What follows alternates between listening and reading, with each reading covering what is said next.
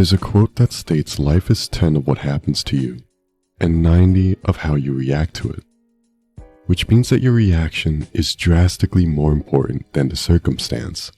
And that's critical to know. It's critical to understand that no one in life has more power over your own situation than you. There's an old story that hits on this point exactly. There's a father and a daughter. And basically the daughter is complaining. She's complaining about how life and how difficult things are. She doesn't know how she's going to make it in whatever it is she's doing. I mean, the bottom line is she's tired of the day-to-day right, and her father gets this idea. He says, "Come with me into the kitchen," and he gets 3 pots of water, puts them on the stove, and turns the burners on. As soon as they start boiling, he drops a potato in the first one, an egg in the second one, and some coffee beans in the third one. And after some time goes by and they boil a little bit, he pulls them out. He puts the potato in a bowl. He puts the egg in a bowl. And he takes a ladle and he puts some of the coffee in a cup. And he says, "What do you see?" She says, "Well, I see a potato, I see eggs, and I see coffee." He says, "Yeah, but look closer. There's more there." And she goes and she touches the potato, and it's now soft. And he hands her the bowl with the boiled egg, and she takes the shell off and breaks it open. She sees that it's hard inside. Then finally, he asks her to take a sip of the coffee. And she smells it. She takes a sip. His smile comes to her face. She says, "So what does this all mean? What are you trying to say?" He says, "Well, the potato, when I dropped it in the water, it was rigid. It was tough. It was uncompromising.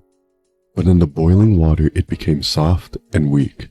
Then you have the egg that was basically the opposite. This delicate layer protecting a liquid center, and the boiling water made it hard. And then there was the coffee that wasn't just changed by the situation. It created something new. It took the same adversity and used it as a lever to bring about something beautiful into existence." He then looks at his daughter and says, "Look, when things become challenging, when things become difficult, which one are you? What's your approach?" See, maybe the question is not about how challenging the situation is, right?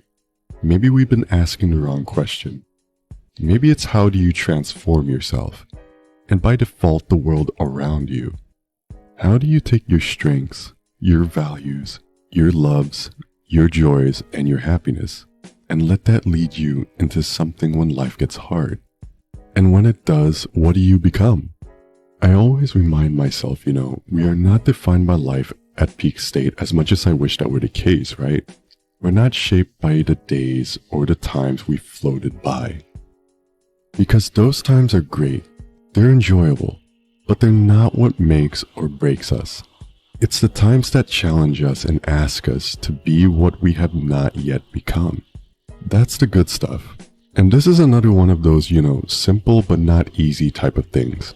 Because on paper it makes sense, it's understood, but it's an outlook that manifests over time. It's slowly stacked piece by piece and brick by brick, realizing that every situation provides you with the tools to make something out of an apparent nothing. And then it waits, right? Because fate is in your hands, and I can certainly think of, times in my life. That's one of the reasons I love these stories. I can reflect where each one of those pots of boiling water was relevant. I could think of times when I too was headstrong like the metaphorical potato. I thought success would be easy. I thought projects would be simple to execute. I spent months doing things that just weren't good because I didn't ask, what does the world need? I asked myself, what do I want to give the world? And there has to be a marriage there, right? And it was a quick reminder that the world owes me nothing. I was humbled or softened.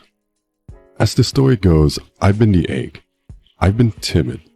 I've been uncertain, thin-skinned, worrying about what people would say, or the content I was creating, worried about the perception, and how things would look if I had failed. And very quickly, I learned that when life is a game of comparison, or one-upmanship, When you do things for reasons and people other than yourself can't win, you overcompensate. You do things for the wrong reasons and you lose yourself. You become hardened. And then there's the good stuff, right? Getting to the coffee, not bowing down to the circumstances, but shaping them. Not letting life dictate how the story goes or the fate of your character. And what's interesting is, I'm pretty sure that being that metaphorical egg in the potato, they lay the foundation to become the coffee, the life lessons, the falling down, the picking my ego up off the floor, learning to trust myself not to be led by the opinions and expectations of others. You essentially learn that you can take the world around you and change it, that it is malleable, it is flexible. You have that power. You have that ability. It's up to you to believe it. And that's critical because no one comes along and co-signs that understanding for you. It's an internal process. You start to learn that things aren't there to provide instruction. They're there to propel you. But can you see the unknown? Is the opportunity, the obstacle, is the way and the loss, is the armor that you pick up during the journey. And so you know all these words essentially come to one point, and that point is you have so much more control over your life than you think you do. As I said before, you are stronger than you think you are. You are more resilient than you can even imagine. And when life tests you, and again it will remember that the challenges are not happening to you, but for you, the world isn't taking away what you have. It's giving you what you need. So long as you're willing to adapt with it, to grow, expand out, because you not only have the ability to change yourself, but the world as well.